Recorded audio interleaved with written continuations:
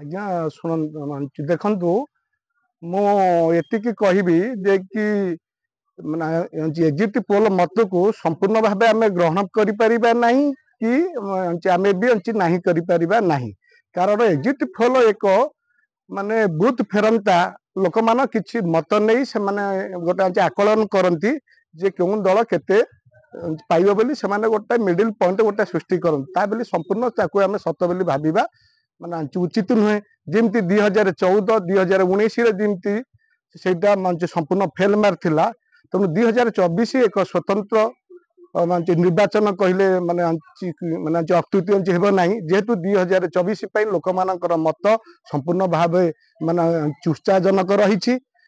ତେଣୁକରି ମୁଁ କହିବି ଜନମତ ଯାହା ବି ହେଉ ମୋର ବିଶ୍ୱାସ ଅଛି ଯେ କି ବିଜୁ ଜନତା ଦଳ ମାନ୍ୟବର ମୁଖ୍ୟମନ୍ତ୍ରୀ ନବୀନ ପଟ୍ଟନାୟକ ଯେହେତୁ ସୁଶାସନ ଦେଇଛନ୍ତି ଏବଂ ଜନ୍ମଠୁ ମୃତ୍ୟୁ ପର୍ଯ୍ୟନ୍ତ ଯେହେତୁ ତାଙ୍କର କାର୍ଯ୍ୟଧାରା ଜାରି ରହିଛି, କୌଣସି କିଛି ବାକି କରିନାହାନ୍ତି ଯେ ଜନସାଧାରଣ ତାଙ୍କୁ ଇଏ କରିବେ, ବିମୁଖ କରିବେ।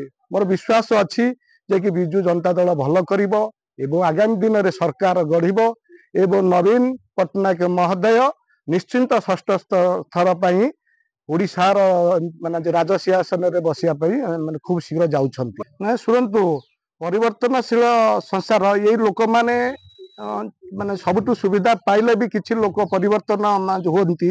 ତେଣୁ 2024 ଗୋଟେ ସ୍ୱତନ୍ତ୍ର ପର୍ଯ୍ୟାୟ ନିର୍ବାଚନ କହିଲେ ଚଳେ। କାରଣ କିଛି ପରିବର୍ତ୍ତନ ହବ, ବିଜେପି ଗ୍ରୋ କରିପାରେ କିନ୍ତୁ ସଂଖ୍ୟାଗରିଷ୍ଠତା ମାନେ ହାସଲ କରିବ ବିଜେଡି। ଯେହେତୁ ଆଗାମୀ ଦିନରେ ମାନେ ଓଡ଼ିଶାକୁ ମାନେ ଅନେକ ଥର କେନ୍ଦ୍ରୀୟ ନେତା ଆମର ଆସିଛନ୍ତି କିନ୍ତୁ ସଫଳ ପାଇପାରି ନାହାନ୍ତି।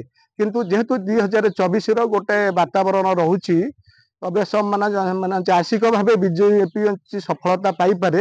କିନ୍ତୁ ମୋର ଦୃଢ଼ ବିଶ୍ୱାସ ଯେହେତୁ ସରକାର ମାନ୍ୟବର ବିଜେଡି ଆମର ମୁଖ୍ୟମନ୍ତ୍ରୀ ଯେଉଁଭଳି ହିସାବରେ ଆମର ସୁଚାରୁ ରୂପେ ଚଲାଉଛନ୍ତି, ନିଶ୍ଚିନ୍ତ ଆମେ ସଫଳ ହବା ବୋଲି ମୋର ବିଶ୍ୱାସ ଅଛି।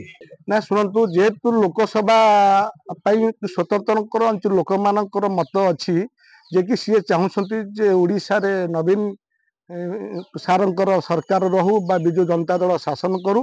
କିନ୍ତୁ ବହୁତ ବି ଶିକ୍ଷିତ ଯୁବକ ଯୁବତୀ ମାନେ ରହିଛନ୍ତି, ସେମାନେ ବେଶୀ ଦେଶ ପାଇଁ ଚିନ୍ତା କରନ୍ତି। ଯେହେତୁ ସଫଳ ନାୟକ ଯିଏ ରହିବ ତାଙ୍କ ପ୍ରତି ସେମାନଙ୍କର ମତ ଦେଇଥିବେ, କିନ୍ତୁ ତା ଅର୍ଥ ନୁହେଁ ଯେ ସମ୍ପୂର୍ଣ୍ଣ ଭାବରେ ବିଜେପି ସପକ୍ଷରେ ଯିବ। ମୁଁ ଯେତିକି ମତ ମୁଁ ଡାଟା ନେଇଛି, ବିଜେପି ସପକ୍ଷରେ ଏତେ ଯାଇ ନପାରେ। କାରଣ ଯାଇପାରେ ହୁଏତ 6-7 ଭିତରେ ରହିପାରେ, କିନ୍ତୁ ବିଜୁ ଜନତା ଦଳ ନିଶ୍ଚିନ୍ତ 12-13ରୁ ଉର୍ଦ୍ଧ୍ୱ ରହିପାରେ, କିନ୍ତୁ କମିବାର ପ୍ରଶ୍ନ ନାହିଁ। ଯେମିତି ଯେତିକି ଆମର ବିଶ୍ୱାସ ଯୋଗ୍ୟ ଅଛି, ନିଶ୍ଚିନ୍ତ 100 ପାର କରିବ ବୋଲି ମୋର ଦୃଢ଼ୋକ୍ତି ଅଛି।